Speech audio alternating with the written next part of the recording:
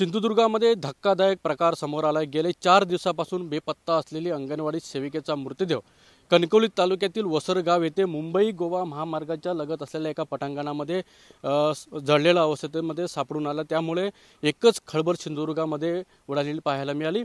मृतदेह हा अंगणवाडी सेविकेचा असल्याचं पोलिसांच्या तपासामध्ये निष्पन्न झालेलं आहे आणि हा अर्धवट जळलेला मृतदेह होता। त्या ठिकाणी तो मृतदेहाचे अंश देखील फॉरेन्सिक लॅबला देखील पोलिसांनी पाठवले। त्यामुळे ह्या घटनेमुळे सिंधुदुर्गामध्ये अंगणवाडी सेविकांमध्ये सुद्धा देखील मोठी धक्का बसलेला आहे। त्यामुळे आरोपी जो आरोपी मैत्रीचा फायदा घेत या महिलेशी जवळीक साधून कर्जबाजारी असल्यामुळे या महिलेचा खून केल्याचं देखील बोललं जातं आहे। आरोपीचं नाव जे आहे वितोरीच फर्नांडिस असं आरोपीचं नाव आहे आणि त्या आरोपीला 7 दिवसाची पोलीस कोठडी सुनावण्यात आलेली आहे। त्यामुळे त्या दृष्टीने आता देखील पोलीस तपास देखील सुरू आहे। मात्र अशा प्रकारे जर सिंधुदुर्गामध्ये एखाद्या महिलेला असं जाळण्यात येतं, मारण्यात येतं, असे जर प्रकार सिंधुदुर्गामध्ये जर घडत असेल तर सिंधुदुर्ग क्राईम झिरो असलेला सिंधुदुर्ग जरा क्राईमकडे वाटचाल करताना देखील पाहायला मिळते। त्यामुळे याकडे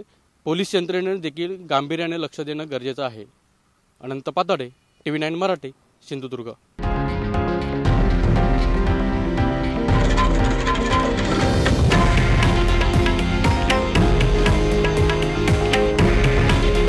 हे आहे देशातील नंबर 1 न्यूज नेटवर्क आणि आपण पाहत आहात TV9 मराठी।